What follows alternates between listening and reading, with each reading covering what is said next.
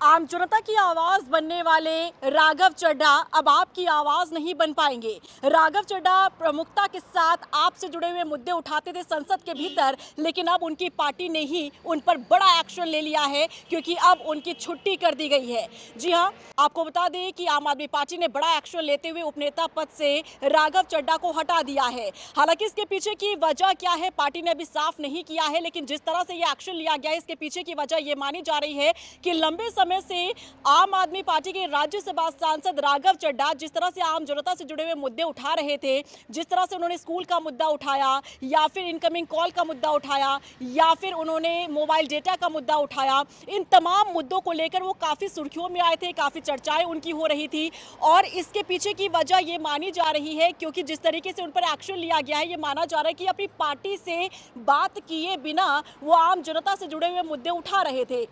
कहा यह जा रहा है कि बार बार हिदायत दी जा रही थी आम आदमी पार्टी की तरफ से राघव चड्ढा को कि आप इस तरीके के मुद्दे ना उठाएं या फिर आप पार्टी से पहले राय मशवरा करें, उसके बाद ही आप संसद के भीतर अपनी आवाज़ उठाएं, आम जनता से जुड़े हुए मुद्दे उठाएं। लेकिन इसके बावजूद भी राघव चड्ढा लगातार आम जनता से जुड़े हुए मुद्दे उठा रहे थे और इसके बाद अब आम आदमी पार्टी ने यह बड़ा एक्शन लिया है जब राघव चड्ढा को उपनेता पद से हटा दिया गया है। और आपको बता दें कि अब इनकी जगह पर अशोक मित्तल को जगह दी गई है। अशोक मित्तल अब आम आदमी पार्टी के उपनेता पद के तौर पर यहां पर अपनी बात रखेंगे।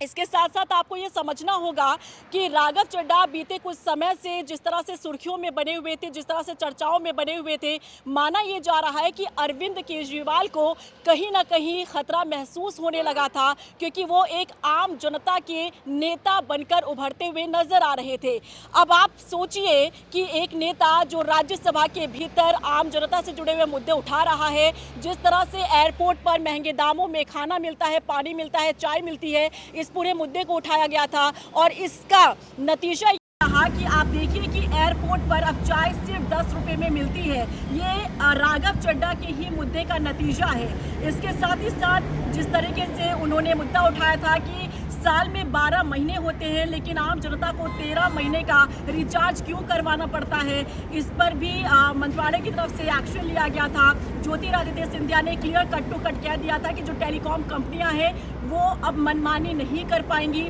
आम जनता को राहत देने का काम जो है वो किया गया था। अब आप समझिए कि एकाएक आम आदमी पार्टी ने राघव चड्ढा पर जिस तरीके से एक्शन लिया है, उन्हें उपनेता पद से हटा दिया गया है। ये बताता है कि एक आम जनता की आवाज़ बन रहे थे राघव चड्ढा और जिस तरह से वो आम जनता की आवाज़ और मुद्दों को उठाने का काम कर रहे थे, इसके बाद अब आम आदमी पार्टी ने एक्शन लिया है।